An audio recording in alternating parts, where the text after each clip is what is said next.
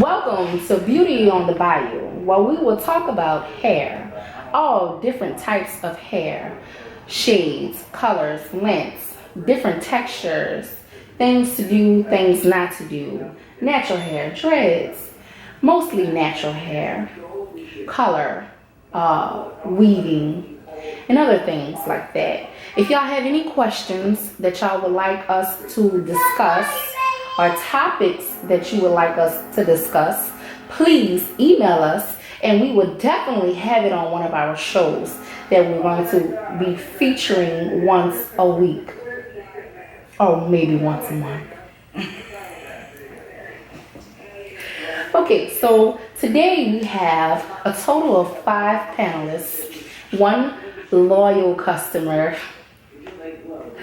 and we're going to start off the introduction with the owner of Beauty on the Bayou. Hi everybody, I'm Duana Nakiba, the owner and stylist here at Beauty on the Bayou, where we've been in the Bayou Treme area for almost 10 years now. We started very shortly after Hurricane Katrina. There were 4 African American women who chose to re-establish their businesses on this block, and I was so blessed to be one of them. At the time that I opened Beauty on the Bayou, there were very few natural hair salons, and I'm so thankful that natural hair has become such a great phenomenon. And I have a wonderful team of stylists, which I'm going to let them introduce themselves to you, starting here. Hi, my name is Nina. They call me the Lockgician. I specialize in dreadlocks and hair maintenance and promoting healthy hair. Hi, I'm Lizzie. I'm the Braid Whisperer. I specialize in braiding and braiding designs. And I'm Brianna. I'm the hair ranger. I specialize in weave and hair maintenance. Hi, I'm Janine. I'm a diverse stylist and I specialize in hair growth. So we here at Beauty on the Bayou are very focused on our clients. We love to make people's hair grow, and one of the things we want to talk about today is a transitioning from wherever you are. If you have perm, if you have not cut off all your processed hair and you want to come on over to the natural hair side, we want to talk a little bit today about helping you get there. Maybe doing some protective styling or using certain processes or certain methods that we do here at Beauty on the Bayou. We want to talk about that today a little bit. Who wants to start? Okay, so I know that a lot of YouTube bloggers are doing videos of protective styles. What is your definition of protective style? What is your actual definition, meaning things that a protective style should not have versus what a protective style should have? A protective style, just like Ms. Bree was saying, it will shield your hair strands from any type of hand manipulation, weather, damaging combs, or any type of abuse that your hair may have, because your hair strands are very fragile. No matter if you think they're strong or not, they are fragile, and there's things that can cause breakage. So a protective styling helps alleviate all of those problems. Does anybody else want to add anything to that? How long should your hair be in a protective style? I think it just depends on the style, which style that you choose to protect your hair. It could be braids, up in the sew-in, you have the box braids. Then we also have the quick weaves. When they're put in right, they are considered a protective style. Just so that everyone can know, it's good that you brought that up about quick weaving.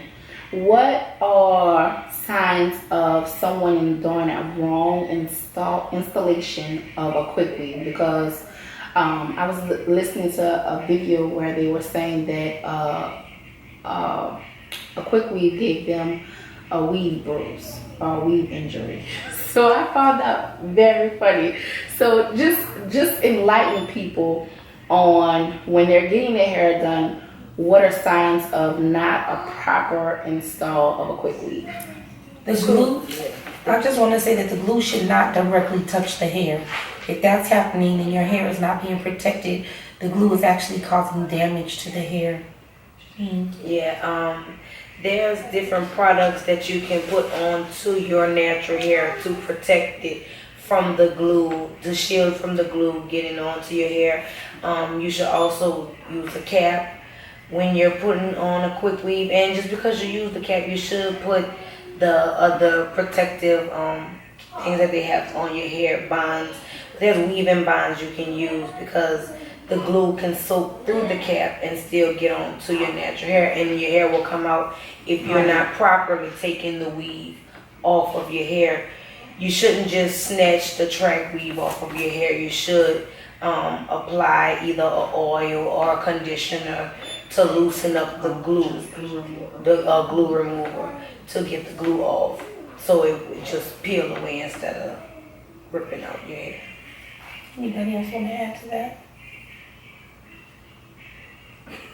I would like to add that a very specific product that you can apply directly onto your hair is called Morning Glory. I mean, there's tons of products, but that's one that I have personally used, and I believe that it works to protect the hair.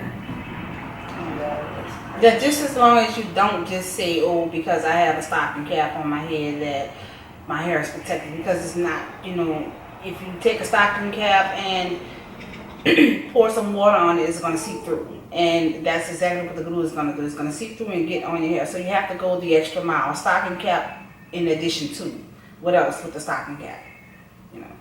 So that's Okay. I actually want everyone to participate in the panel. So we're going to open the floors to our lockologists. What are protective styles when it comes down to dreads? Protective styles as far as dreadlocks concerned, really you don't need a protective style if you have dreadlocks. It's different if you're styling your hair. You have to be mindful sometimes that you don't style too often or too tight, because that does cause damage. So styling is ideal for locks, but it's not absolutely necessary. And what is too often for styling when it comes to locks? Well, it depends on the lock itself. It depends on the size of the lock. It depends on the texture of the person's hair. It depends on how often they do their own hair maintenance and how well they take care of their own hair. Because it goes along with just, it becomes damaged by being too tight or twisting it too much. Okay. I mean, I add something to that. I think in terms of locking, there are a few things you can do. Sometimes people wrap their locks to protect them, but I think we should protect them from all of the products that are on the market. The natural hair industry is $9 billion, and they have a gazillion products out here that promise to yield certain results, particularly with locks. But I think you have to combine the process with the products, and I think doing too much twisting, adding too many products, in the long run, it will not yield the beautiful result that you're looking for. So I would say too often is weekly. Oftentimes I see, particularly young men, constantly twisting their hair. Today, that young man was twisting his hair as soon as you put him under the dryer. So I think if you touch it too much, if you're twisting it too much, if you're applying too much product, and if you're doing this on a weekly basis, then that is too much. I think you need to at least stretch it out a bit. Yes. Would you agree? I would agree, and I would suggest that you not use Murray's beeswax or black gel. Things like pump it up. I've seen and heard a lot of different things that people are using in order to get their locks to hold or just to use as a product. More than likely, the best thing to use is all natural products. Which I would like to talk a little bit about. I created a product called Hair Moisturizer that Lizzie named. It contains aloe vera gel, coconut, and honey, which are all natural elements. It does not clog the hair up. You can just wash it right out. It doesn't have residue on it. And what I learned from my stylist is that it's not just for locks. You can use it for twist outs. You can use it to accentuate your curl patterns. But even if you don't use my product, I would suggest using an all-natural product and stay away from the products that Nina has mentioned today. I also want each and every one of y'all to give us a product that y'all know that we should stay away from. I want to start off with Miss Dewana, because a while back she did a shea butter class. One of the ingredients to stay away from when reading the back of these products that you're using is Alcohol, petroleum, anything that is too hard for you to pronounce is a chemical. The FDA has all listings of chemicals. You can find this online if you Google it, but those are two that I would run from very quickly. I have one, and we particularly don't do it in the salon. But as a stylist, and I want to stay up on my education and to be aware of what's out there, there's this Brazilian blowout, whatever you want to call it. It has about 50 names, but it's actually formaldehyde. And I think it's crazy that we're putting formaldehyde on our head. We're, as stylists, putting it on our clients' head, and as clients, we're letting it process our hair. It's harmful to the stylist and the client as well. I think just stay away. There are other things that can do the same thing that treatment does, and it's way less harmful. I just think anything with too much alcohol in it, you should stay away from it because it really dries your hair all the way out. And with the where we live, it's extremely too hot for you to have different types of too harsh chemicals in your hair, and the sun beaming and just basically frying out your hair. So if it's, like she said, too much alcohol, something you can't pronounce, stay away from it.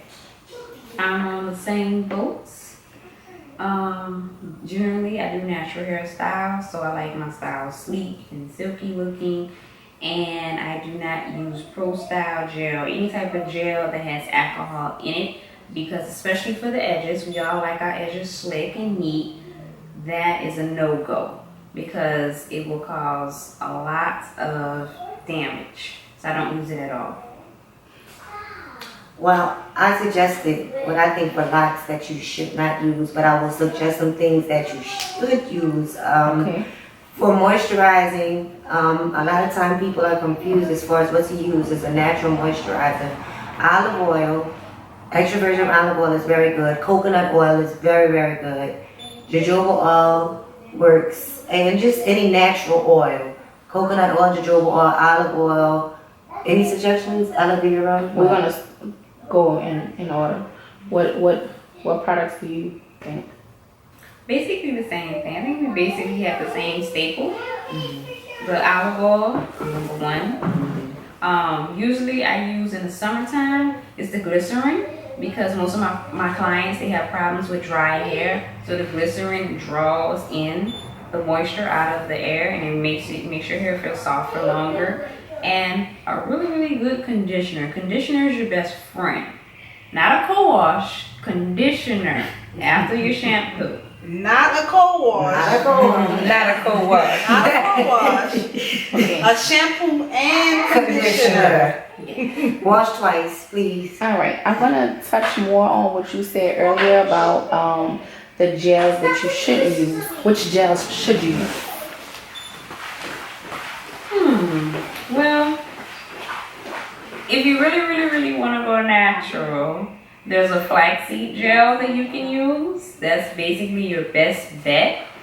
But on the borderline, they have the Gorilla Snot. It holds, and I kind of stick with that, with the Gorilla Snot. In addition to Makiba's Magnificence, I'm part of another company called TLP for the Love of People, and some of the main products we use are flaxseed, as Lizzie just mentioned. We also use shea butter. We use many different oils: grapeseed oil, avocado oil, jojoba oil, olive oil, almond oil, just depending on what we're trying to go for. But it's an all natural product line called TLP for the Love of People, and that's definitely, some of those ingredients are things that I would suggest. In addition, I would suggest items like tea tree, rosemary, lavender. Those are all great things to apply to your hair. And one thing that we often shy away from as African Americans, but it does wonders for your hair, is something as simple as water. Water is moisture, and for you to spray it into your hair or allow the steam to hit your hair in the shower, it will help your hair in the long run. In addition to the other products that we use, like your coconut oil, your jojoba oils, and rosemary's, I just enforce moisturizing the hair. I forgot what I wanted to say. Well, hopefully we'll come back to you while Janine is commenting. I gotta edit that out. I think you should deep condition your hair. Coconut oil is very good. Always add protein into your hair. You need to put that protein back into your hair so you have shine. That will help with the frizz, so it won't be as frizzy. It will be stronger, especially when you're transitioning. If you're coming from relaxers, you really have to add more and more protein because you have basically stripped it and broken it down. So my biggest thing is protein and a lot of coconut oil and olive oil. Olive oil will be one of your best friends. Okay, touching on a little bit about what you just said, what's a good product off the top of your head for putting back protein? You can get just regular cholesterol, or there's it's by Palmer's. It's a coconut oil protein pack, and that's really good for deep conditioning. And there are also some things in your kitchen that you can use to condition your hair. I'm a huge fan of honey, a huge fan of avocados, of bananas, of mayonnaise. Those are just things that you have at home or you have easy access to. You can actually put some things together and apply it to your hair. Put some plastic on it, allow the heat from your hair to penetrate those things. And you don't have to use them all together, but definitely the honey, I would definitely recommend the honey for sure. And the great thing about this shop is we also use those natural products here. We have the honey, we have the eggs, we have the baking soda for clarifying. We use those products that we're telling you. Apple cider vinegar. Yep, apple cider vinegar.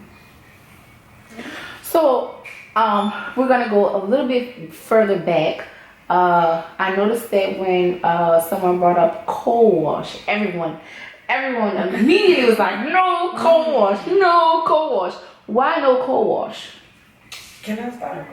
For me, what happens with the co-washing is you're just putting product on top of product on top of product to where you never get back to the basic area of clean. And I just feel like if we are cleansing our bodies, our hair is attached to it. I think there's some misnomers in our community about embracing the wetting of our hair, embracing the changing of our hair. And so I'm not a fan of co-washing because I think it doesn't get down to the clean.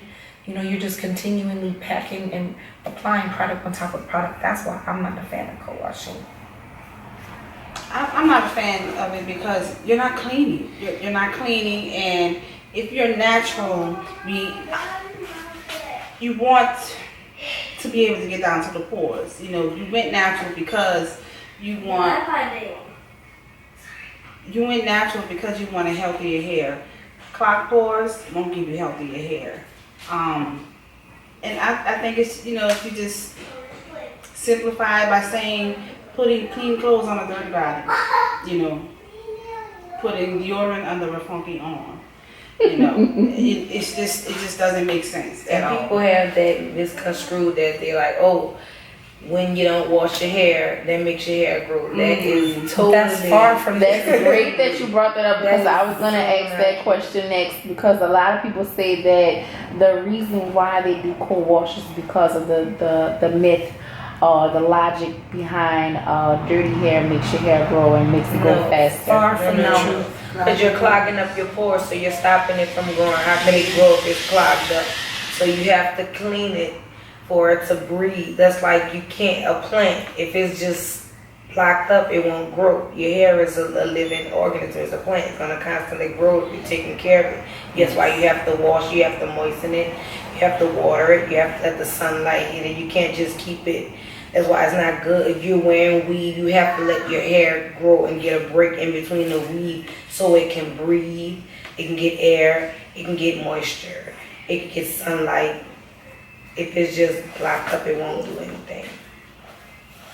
And flowers growing out of your mind. It's a plant, you have to take care of it. Water, nurturing it, taking care of it. All right. So this was just a sample and a test run of how Beauty on the Bayou's panel is going to go from now on. From time to time, we'll probably get some drop-in guests. From time to time, we'll probably do demonstrations. From time to time, we'll probably do product reviews. If y'all have anything that y'all want us to do a product review on, if y'all have any questions, please email us at beautyondebayou@yahoo.com. That's Beautyondebayou @yahoo.com. it's actually the our background screen, Beauty on the Bayou.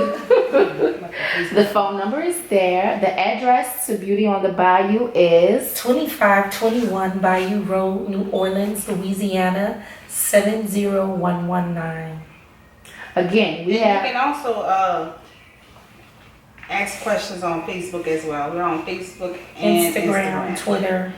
tell It's all Beauty on the Bayou. Yeah, all at Beauty on the Bayou. And as I stated before, we're all Beauty on the Bayou is on YouTube, on Facebook, on Instagram, on Twitter. We're located once again at 2521 Bayou Road in New Orleans, Louisiana. Feel free to stop by, call, text, email, however you want to get in touch with any one of us. And we'll be more than happy to help you transition from wherever you are into natural.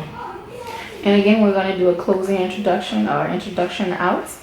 And I'm again Janine, the hair genie. Brianna, the hair ranger. Duana, the owner. Lizzie the Braid Whisperer. Nina, the loctician. And I'll